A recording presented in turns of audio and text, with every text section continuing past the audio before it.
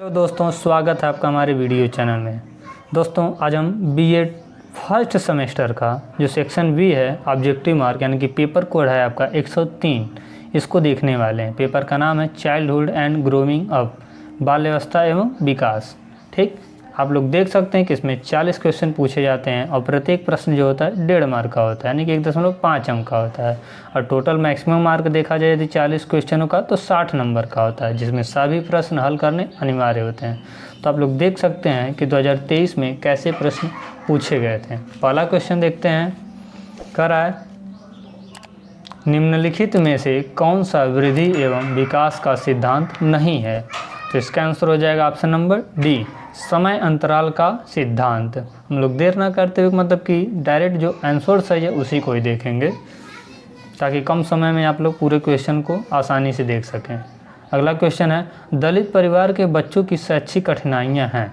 तो दलित परिवार जो होते हैं उनके बच्चों की शैक्षिक कठिनाइयाँ क्या हो सकती हैं। अशिक्षित माता पिता, ये भी कठिनाई है। मनोरंजन संबंधी सुविधाओं से वंचित रहना, ये भी होगा। निम्न सांस्कृतिक स्तर, ये भी सही होगा, इसलिए इसका ऑप्शन हो जाएगा ऑप्शन नंबर डी, उपरोक्त सभी। क्वेश्चन नंबर 3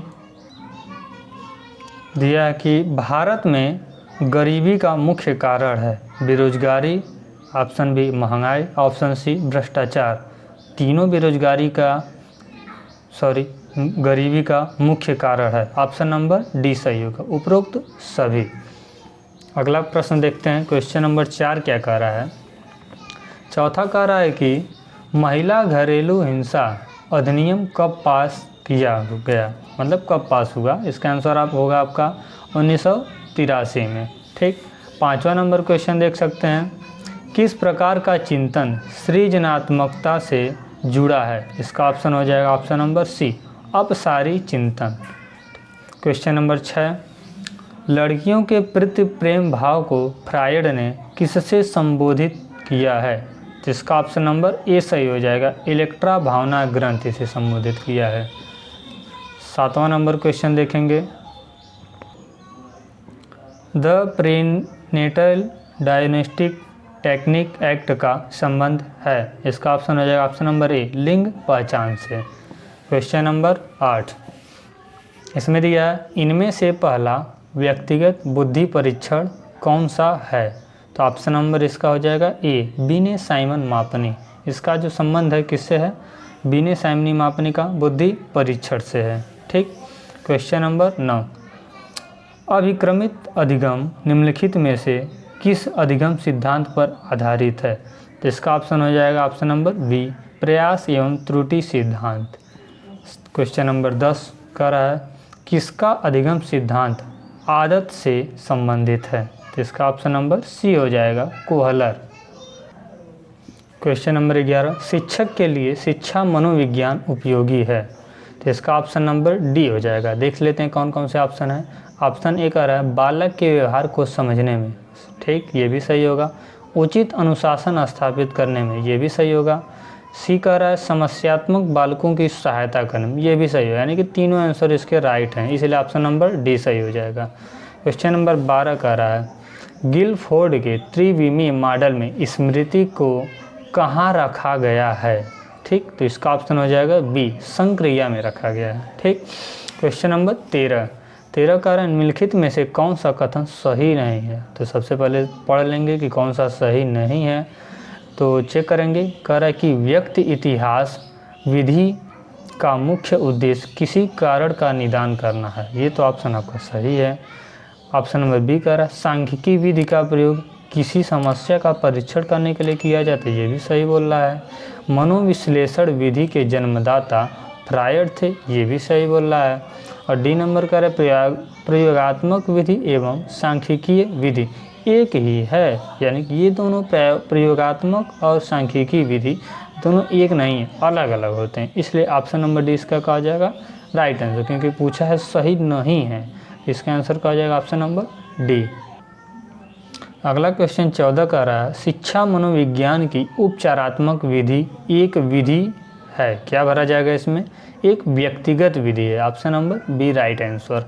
15 नंबर क्वेश्चन निम्नलिखित में से स्टैनफोर्ड यानी कि बीने परीक्षण किसका मापन करता है? स्टैनफोर्ड बीने किसका मापन करता है? ऑप्शन नंबर बी, बुद्धि का मापन करता है।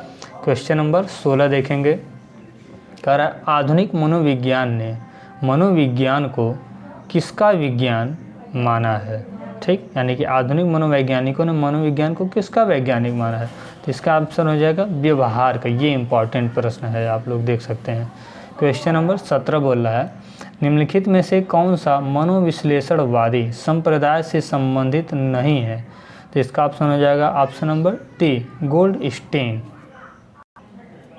क्वेश्चन नंबर 18 कह रहा है संवेग व्यक्ति की उत्तेजित दशा है, किसने कहा? तो इसका ऑप्शन हो जाएगा वुडवर्थ। ये प्रश्न मेरा गलत हो गया था, आंसर जो मैं करके आया था मैकडूगल को कर दिया था, लेकिन मेरा गलत था। इसका ऑप्शन राइट आंसर होगा आपका ऑप्शन नंबर ए, वुडवर्थ होगा। 19 नंबर क्वेश्चन है आलपोर्ट ने व्यक्तिगत शील गुण को कहा है, क्या कहा है? Option number C, personal disposition कहा है। ठीक, 20 नंबर है निम्नलिखित में से कौन अभिप्रेरणा का एक सिद्धांत है? ऑप्शन नंबर इसका हो जाएगा बी, मूल प्रवृत्ति सिद्धांत। अगला प्रश्न कह रहा है 21 नंबर टाइप एस अनुबंधन का संबंध होता है, यानी कि टाइप एस अनुबंधन का संबंध किससे होता है? ऑप्शन नंबर ए, ऐच्छिक क्रियाओं से होता है।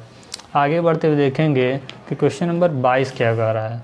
22 में कह रहा है कि रेवेंस प्रोग्रेसिव मैट्रिक्स मापन करता है, यानी कि ये भी किसका मापन करता है? बुद्धि का मापन करता है।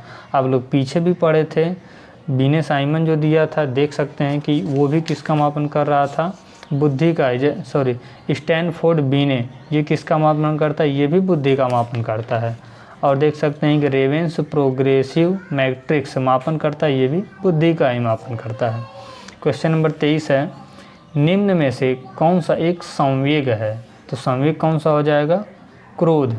ठीक, क्रोध क्या एक संवेग है, ऑप्शन नंबर डी। 24 नंबर प्रश्न है वैयक्तिक भिन्नता के वैज्ञानिक अध्ययन की शुरुआत किसने की? तो इसका ऑप्शन हो जाएगा ऑप्शन नंबर ए, गाल्टन ने किया। 25 नंबर प्रश्न है CAT में परीक्षण सामग्री के रूप में कितने कार्ड प्रयुक्त किए जाते हैं? तो इसका ऑप्शन हो जाएगा सी, 10। 25 नंबर क्वेश्चन तक हम लोग पहुंच चुके हैं, कुछ क्वेश्चन और आ गए हैं, देख सकते हैं। 26 नंबर प्रश्न क्या कह रहा है? कह रहा कि आत्म केंद्रित व्यक्ति को किस वर्ग में रखा जाता है? जो आत्म केंद्रित व्यक्ति होते हैं उनको किस में रखा जाता है? अंतर्मुखी रखा जाता है। क्वेश्चन नंबर 27 कह रहा है पर्सनैलिटी शब्द लैटिन भाषा के किससे बना हुआ है? शब्द से बना है, यानी कि परसोना से बना है। जो पर्सनैलिटी शब्द है आपका किससे बना हुआ है? परसोना से बना, option number B right answer. 28 number प्रश्न स्टैनफोर्ड बीने स्केल का विकास हुआ, इसका विकास किससे हुआ था? फ्रांस में हुआ। ठीक है, स्टैनफोर्ड बीने स्केल का विकास किस देश में हुआ है? फ्रांस में हुआ है। 29 नंबर प्रश्न 125 बुद्धि लब्धि वाला बालक किस वर्ग में आएगा? ऑप्शन नंबर सी, प्रखर बुद्धि। 125 नंबर बुद्धि वाला किस में आएगा? प्रखर बुद्धि लब्धि में आता है। क्वेश्चन नंबर 30 देखते हैं इनमें से कौन सा अभिप्रेरणा का सिद्धांत नहीं है? तो इसका आंसर हो जाएगा बहुतत्व का सिद्धांत, यानी कि ये भी अभिप्रेरणा का सिद्धांत है, ये भी है अंतर्नोद का सिद्धांत, और डी ऑप्शन दिया आवश्यकता का पदानुक्रम सिद्धांत, ये भी है, यानी कि ये नहीं है बहुतत्व का सिद्धांत, जो option number C right answer. 31 number प्रश्न मैकडूगल के अनुसार मूल प्रवृत्तियों की संख्या होती है। जो मैकडूगल थे उनके अनुसार मूल प्रवृत्तियाँ कितनी होती हैं? 14 होती हैं, यानी कि ऑप्शन नंबर डी। 32 नंबर पोर्टियस भूलभुलैया परीक्षण निर्मित हुआ, कहाँ पर निर्मित हुआ, किस सन में? 1924 में निर्मित हुआ था। 33 नंबर प्रश्न निम्न में से कौन सा अभिप्रेरणात्मक चक्र का सही क्रम है? सही क्रम देखने के लिए तो जानकारी होना चाहिए आप लोग को। तो कह रहा है कि ऑप्शन नंबर 20 का सही होगा, आवश्यकता, अंतर्नोद, प्रलोभन। 34 नंबर प्रश्न बुद्धि के एक सत्तात्मक सिद्धांत का प्रतिपादन किसने किया? इसका ऑप्शन हो जाएगा बीने ने किया, ऑप्शन नंबर डी। 35 नंबर है निम्न में से कौन शास्त्रीय अनुबंधन सिद्धांत से संबंधित है? इसका ऑप्शन हो जाएगा ऑप्शन नंबर डी, पावलाक। 36 नंबर क्वेश्चन, बीज कोश की निरंतरता का सिद्धांत किसने दिया है? ऑप्शन नंबर सी, बीज कोश यानी कि बीजमैन ने इसका सिद्धांत दिया है। 37 नंबर प्रश्न देखते हैं, एडाल सेंस नामक पुस्तक के लेखक, इसका ऑप्शन हो जाएगा ऑप्शन नंबर सी, स्टन लेहॉल ने। 38 नंबर क्वेश्चन, निम्न में से विकास की किस अवस्था को समूह की आयु कहा गया है? तो आंसर हो जाएगा इसका राइट बी ऑप्शन, बाल्यावस्था। 39 नंबर क्वेश्चन, वंशानुक्रम व्यक्ति की जन्मजात विशेषताओं का संपूर्ण योग है, यह किसने कहा? B.N. झा ने, option number C. Last question है 40 नंबर, देख सकते हैं आप लोग। कह रहा है कि निम्नलिखित में से किस अधिगम सिद्धांत में पूर्व लगन सर्वाधिक महत्वपूर्ण कारक है? यानी कि इसका आंसर हो जाएगा क्रिया प्रसूत अनुबंधन सिद्धांत, option number B, right answer. तो हम लोग लगभग 11 मिनट में हम लोग 40 क्वेश्चन को देख चुके हैं। इसी प्रकार के प्रश्न हर साल पूछे जाते हैं। जो सेमेस्टर वाइज एग्ज़ाम होता है उसमें 40 प्रश्न पूछे जाते हैं जो 60 नंबर के होते हैं। सभी प्रश्न हल करने अनिवार्य होते हैं। अब पीछे कुछ निर्देश भी दिए गए हैं जिसको आप लोग अगर पढ़ना चाहें तो पढ़ सकते हैं। इसी तरह से यदि आपको वीडियो पसंद आए तो वीडियो को लाइक या चैनल को सब्सक्राइब ज़रूर करें। ऐसे ही अन्य वीडियो इस चैनल पर हैं, आप लोग उसको भी जा कर के देख सकते हैं। धन्यवाद।